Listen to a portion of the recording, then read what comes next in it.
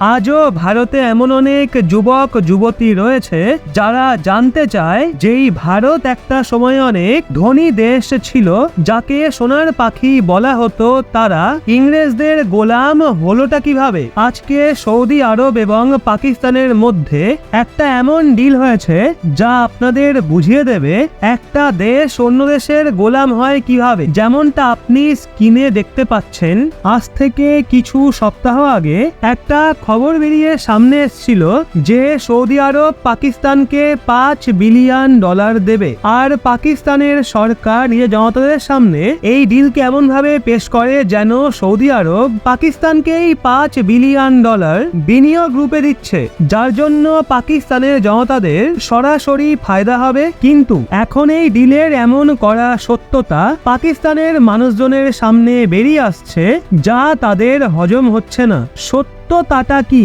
আপনারা স্ক্রিনে নিজেরাই দেখুন। রিপোর্ট বেরিয়ে সামনে এসছে সৌদি আরব এই $5 বিলিয়ন এমনি এমনি দিয়ে দেয়নি পাকিস্তানকে। আসলে এর পেছনে রয়েছে রেকো ডি, যেটা পাকিস্তানের একটা সোনার খনি। আর পাকিস্তানের কাছে অত পয়সা নেই যে সোনার খনিতে তারা পয়সা বিনিয়োগ করে সোনা খুঁজে বের করতে পারে, যেখানে বলা হয় এটা বিশ্বের অন্তত পক্ষে 5ম লার্জেস্ট গোল্ড ডিপোজিট মাইন। মানে যদি এর ভেতরে ঠিকমতো খনন কার্য করা যায় তাহলে সেটা বিশ্বের 5ম বৃহত্তম সোনার খনি প্রমাণিত হবে। সেই জন্য এখন সৌদি আরব পাকিস্তানের অসহায়তার সুযোগ নেয়। সৌদি আরব জানতো তাদের পয়সার প্রচন্ড প্রয়োজন রয়েছে, তাদের সম্পদ কম করে $5 থেকে $7 বিলিয়ন মাঝে ঝুলছে।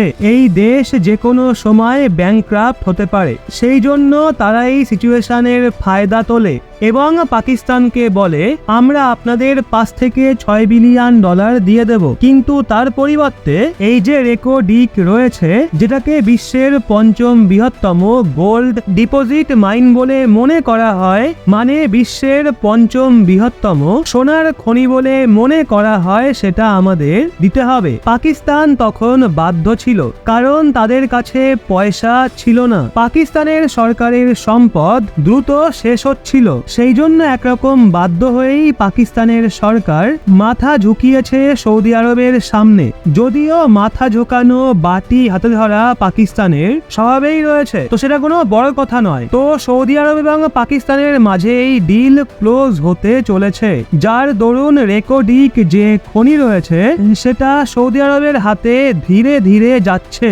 আর এটা পাকিস্তানের জন্য একটা গভীর ধাক্কা, কারণ বলা হতো যে রেকো ডিক রয়েছে সেটা কখনো না কখনো পাকিস্তানের ভাগ্য বদলে দেবে। যেদিন পাকিস্তানের সিচুয়েশন একটু ভালো হবে, তো এই ইনভেস্টমেন্ট লাইন রেকো ডিককে বিশ্বের 5ম বৃহত্তম সোনার খনি হওয়া থেকে কেউ আটকাতে পারবে না। কিন্তু এখন রেকো ডিক দ্রুত সৌদির শেখদের হাতে যাচ্ছে। এখন এই নিয়ে আপনি এটা অ্যাজিউম করেন না যে এখানে অসহায়তা সুযোগ নিয়ে পাকিস্তানকে ধীরে ধীরে কখনো চীন, কখনো আমেরিকা, তো কখনো সৌদি আরব গোলাম বানাচ্ছে এবং তাদের জমি ছিনিয়ে নিচ্ছে, তাদের যে সম্পদ রয়েছে সেগুলো ছিনিয়ে নিচ্ছে। আসলে এই সবকিছুই পাকিস্তানের কর্মফল। যদি তারা ভারতের বিরুদ্ধে ষড়যন্ত্র না করত, তাহলে ভারত অবশ্যই তাদের অনেক সাহায্য করত।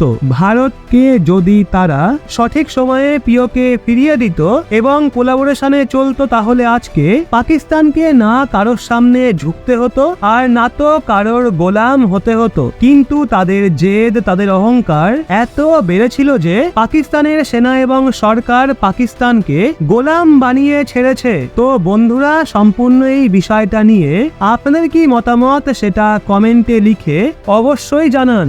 আর পাকিস্তানের উদ্দেশ্যে ভারত আমার জনক লিখে যান। ভিডিওটা ভালো লাগলে অবশ্যই একটা লাইক এবং চ্যানেলটা সাবস্ক্রাইব করে আমাদের সঙ্গে থাকুন।